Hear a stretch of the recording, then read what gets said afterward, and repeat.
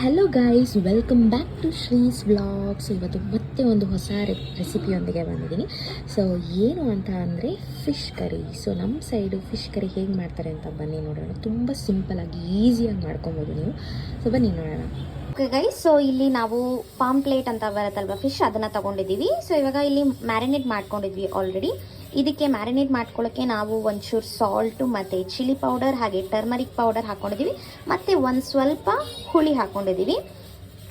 So ಇದೊಂದು ಈ ಥರ ಹಾಕಿಟ್ಟು ಒಂದು ಹಾಫ್ ಆನ್ ಅವರ್ ಮ್ಯಾರಿನೇಟ್ ಮಾಡಿಟ್ರೆ ಸಾಕು. ಸೊ ನೆಕ್ಸ್ಟ್ ನೋಡೋಣ ಮಸಾಲೆಗೆ ಏನು ಹಾಕ್ಕೊಂಡಿದ್ದೀವಿ ಅಂತ ಬನ್ನಿ.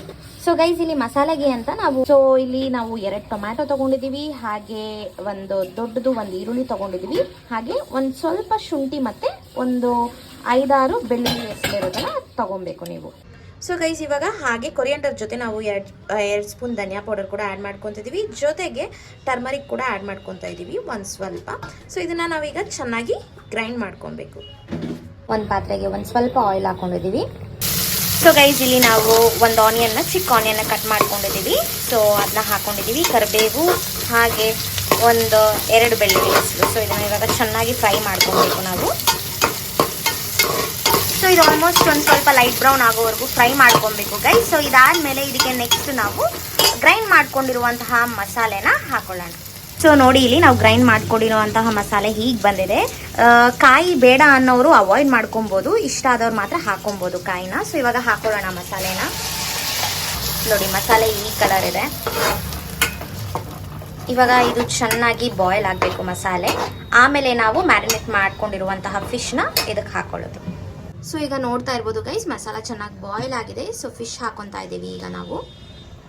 ಸೊ ಒಂದೊಂದೇ ಫಿಶ್ನ ತೆಗೆದು ಹಾಕೊಳ್ಳಿ ಈ ಥರ. ಗೈಸ್, ನಾನು ಅವಾಗಲೇ ಹುಳಿ ಅಂತ ಹೇಳಿದ್ನಲ್ಲ, ನಾವು ಇದನ್ನು ಕಾಚಂಪುಳಿ ಅಂತ ಹೇಳ್ತೀವಿ ನಮ್ಮೂರ ಕಡೆ, ಕೂರ್ಗ್ ಕಡೆ ನಾವು ಇದೇ ಹುಳಿನ ಯೂಸ್ ಮಾಡೋದು. ಸೊ ನೀವು ಬೇಕಾದರೆ ನಿಂಬೆ ಹಣ್ಣು ಯೂಸ್ ಮಾಡ್ಬೋದು ಹುಳಿಗೋಸ್ಕರ. ಓಕೆ, ಸೊ ಇವಾಗ ಫಿಶ್ ಹಾಕ್ಕೊಂಡಿದ್ದೀವಿ. ಹಾಗೆ ಮ್ಯಾರಿನೇಟ್ ಮಾಡ್ಕೊಂಡಿರ್ಬೇಕಾದ್ರೆ ನೀರು ಬಿಟ್ಟಿರುತ್ತಲ್ವ, ಅದನ್ನು ಒಂಚೂರು ನೀವು ಇದಕ್ಕೆ ಸೇರಿಸ್ಕೊಬೋದು. ಸೊ ಇವಾಗ ಇದು ಚೆನ್ನಾಗಿ ಒಂದು ಅರೌಂಡ್ 15 ಮಿನಿಟ್ಸ್ ಚೆನ್ನಾಗಿ ಬಾಯ್ಲ್ ಆಗಬೇಕು, ಆಮೇಲೆ ತೋರಿಸ್ತೀನಿ. ಸೊ ಗೈಸ್ ನೋಡಿ, ಫೈನಲಿ ಚೆನ್ನಾಗಿ ಬಾಯ್ಲ್ ಆಗಿದೆ. ಸೊ ಉಪ್ಪನ್ನ ಬಂದುಬಿಟ್ಟು ನೀವು ನೋಡ್ಕೊಂಡು ಹಾಕ್ಕೊಳ್ಳಿ, ನಿಮ್ಗೆ ಎಷ್ಟು ಬೇಕೋ ಅಷ್ಟು. ನೋಡಿ, ಸಕ್ಕತ್ತಾಗಿದೆ, ಎಷ್ಟು ಚೆನ್ನಾಗಿ ಬಂದಿದೆ.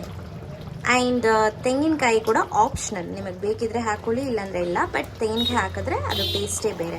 ಮೀನಲ್ಲಿ ಬಿಸಿ ಬಿಸಿ ಮೀನು ಸಾರು ರೆಡಿ ಆಗಿದೆ. ಸಂಡೇ ಸ್ಪೆಷಲ್ ಮೀನು ಸಾರು ಇದು. ಸೊ ಯಾರಿಗೆಲ್ಲ ಈ ರೆಸಿಪಿ ಇಷ್ಟ ಆಯಿತು, ಲೈಕ್ ಮಾಡಿ, ಶೇರ್ ಮಾಡಿ, ಕಮೆಂಟ್ ಮಾಡಿ ಅಂತ ಹೇಳ್ತಾ, ಹಾಗೆ ಹೇಗೆ ಬಂತು ಅಂತ ಕೂಡ ನನಗೆ ಕಮೆಂಟಲ್ಲಿ ತಿಳಿಸಿ. So thank you so much for watching my recipe vlog. So ಇನ್ನೊಂದು ವ್ಲಾಗ್ ಬರೋ ಗಂಟ ವೆಯ್ಟ್ ಮಾಡ್ತಾರೆ. ಅಂಟಿಲ್ ದೆನ್ ಟೇಕ್ ಕೇರ್, ಬಾಯ್.